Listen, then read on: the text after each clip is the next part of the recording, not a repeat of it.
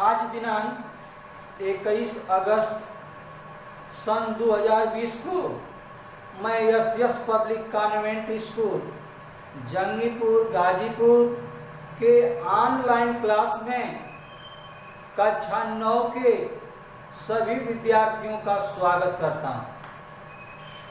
कल वाली वीडियो में हमने प्रश्नावली 6A का 13वां सवाल बताया था।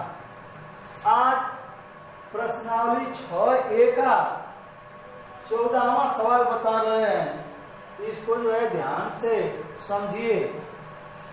कह रहा है कि चित्र में यक्ष के किस मान के लिए AOB एक सरल रेखा होगी। चित्र श्यामपट पर बनाया गया है, तो हमें सिद्ध करना है या प्राप्त करना है कि यक्ष का वह मान बताओ जिससे यह सिद्ध हो जाए कि AOB एक सरल रेखा है। तो AOB सरल रेखा तभी होगी जब बिंदु O पर बने दोनों कोणों का योगफल 180 अंश होगा। जब बिंदु O पर बने इन दोनों कोणों का योगफल 180 अंश हो जाएगा तो हम कह देंगे कि AOB एक सरल रेखा है। तो आइए इसको हल करें। हल AOB एक सरल रेखा होगी जब इन दोनों कोणों का योगफल 180 अंश होगा। कोण AOC धन कोण BOC बराबर 180 अंश। अब चित्र से मान रख देंगे। कोण AOC का मान 2x plus 2x minus 4 2x minus 4 कोष्ठक बंद x अंश प्लस कोण BOC का मान रखेंगे चित्र से देख करके, तो 3x माइनस 6 कोष्ठक बंद अंश बराबर 180 अंश। यह देखिए कोष्ठक के बाहर अंश है तो कोष्ठक को तोड़ देंगे तो यह हो जाएगा 2x अंश माइनस 4 अंश प्लस 3x अंश माइनस 6 अंश बराबर 180 अंश। 2x अंश प्लस 3x अंश योग कर लेंगे तो हो जाएगा 5x अंश, और यह जो अचल पद है माइनस माइनस है तो जुड़ जाएगा माइनस 10 अंश बराबर 180 अंश। अब 5x अंश बराबर माइनस 10 का पक्षांतर हो जाएगा तो 180 अंश प्लस 10 अंश। 5x अंश बराबर योग कर लेंगे तो यह हो जाएगा 190 अंश, या x अंश बराबर 190 अंश बटा के 5, या x अंश बराबर 190 में 5 का भाग देंगे तो हो जाएगा 5 तिहाई 15 बच गया 4 40 हो जाएगा 5 8 40। x अंश बराबर 38 अंश। तो हमें जो है प्रश्न में कह रहा है कि चित्र में x के किस मान के लिए, तो हमें x का मान बताना था। तो हमें जो है x का मान आ गया 38 अंश, तो यही हमारा आंसर हो गया। x अंश बराबर 38 अंश। जब x अंश का मान 38 अंश होगा तब जो है AOB एक सरल रेखा हो जाएगी, अर्थात इन दोनों कोणों का योगफल 180 अंश हो जाएगा। आइए 15वां सवाल देखते हैं। चित्र में यदि x अंश धन y अंश धन z अंश बराबर 180 अंश, z अंश माइनस y अंश बराबर 10 अंश और कोण D बराबर 90 अंश, तो x अंश y अंश तथा z अंश का मान ज्ञात कीजिए। चित्र श्यामपट पर स्पष्ट बनाया गया है। सवाल को जब आप लोग पढ़ते हैं तो अपने सामने किताब अवश्य रखिए। कुछ जो है चित्र पर स्पष्ट दिखाई नहीं देता है, कभी कभी कुछ अक्षर जो है छोटे छोटे हो जाते हैं तो स्पष्ट दिखाई नहीं देते हैं, इसलिए सब पढ़ने वाले विद्यार्थी अपने सामने किताब अवश्य रखें। तो अब देखिए यहाँ पर जो यह जिस रेखा पर हमने अंगुली रख रहे हैं यह जो है एक सीधी रेखा है। इस रेखा का किताब में कोई नामकरण नहीं दिया है, तो हम जो है इसको देख लेंगे कि यह सीधी रेखा है कि वक्र रेखा है।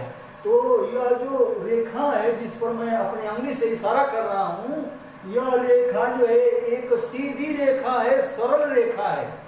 जब सरल रेखा है, सीधी रेखा है, तो इन तीनों कोणों का योगफल y अंश धन d अंश धन z अंश का योगफल 180 अंश हो जाएगा।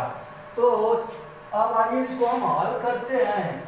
हल चित्रानुसार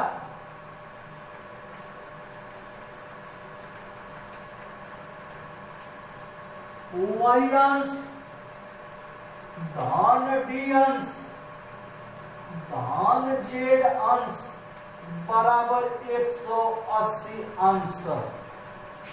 अब y अंश धन d का मान दिया है हमें प्रश्न में, कोण d बराबर 90 अंश, तो d का मान 90 अंश ज्ञात है, तो d के स्थान पर 90 अंश इंगित कर देंगे, लिख देंगे प्लस z अंश बराबर 180 अंश, y अंश प्लस z अंश बराबर 180 अंश माइनस 90 अंश। अब आगे देखिए, इसको हम आगे पीछे लिख सकते हैं, तो ये हो गया z अंश धन y अंश बराबर घटा लेंगे तो ये हो गया 90 अंश। डॉट डॉट संबंध नंबर 1, और इसको आप कहेंगे कि क्यों आगे पीछे कर दिए हैं, तो यहाँ देखिए z अंश माइनस y अंश बराबर 10 अंश है, इसलिए हमने अपने प्रश्न से मतलब देखते हुए जो है इसको आगे पीछे कर लिया। और इसको आगे लिखेंगे तथा z अंश माइनस y अंश बराबर 10 अंश डॉट डॉट संबंध नंबर 2, इसके आगे लिख देंगे ज्ञात है, यह दिया गया है। अब इसको जो है इसे पटपाई खींच लेंगे, और यहाँ देखिए y y बराबर है, चिन्ह में विपरीत है, तो y से y कट जाएगा, z दोनों के आगे प्लस प्लस छिपा हुआ है, जब चिन्ह समान होता है तो जोड़ा जाता है, तो यह हो गया 2z अंश बराबर, इसको हम जोड़ लेंगे तो यह हो जाएगा 100 अंश। आगे यहाँ पटपाई पर हिंट दे देंगे जोड़ने पर। अब z अंश बराबर 100 अंश बटा के 2, या z अंश बराबर 50 अंश। अब हमें जो है z अंश का मान मालूम हो गया, z अंश बराबर 50 अंश, z अंश बराबर 50 अंश। अब इसके आगे लिखेंगे z अंश का मान संबंध। अब देखिए z का मान संबंध 1 में रख देंगे तब भी y का मान आ जाएगा, और z का मान संबंध 2 में रखेंगे तब भी y का मान आ जाएगा। तो z का मान या तो संबंध 1 में रखें या तो 2 में रखें, तो हम 1 में रख रहे हैं। z का मान संबंध 1 में रखने पर तो z का मान हो गया हमारा 50 अंश प्लस y अंश बराबर 90 अंश, या y अंश बराबर 90 अंश माइनस 50 अंश, या y अंश बराबर 40 अंश। तो इस प्रकार हम जो है z का मान और y का मान ज्ञात कर लिए।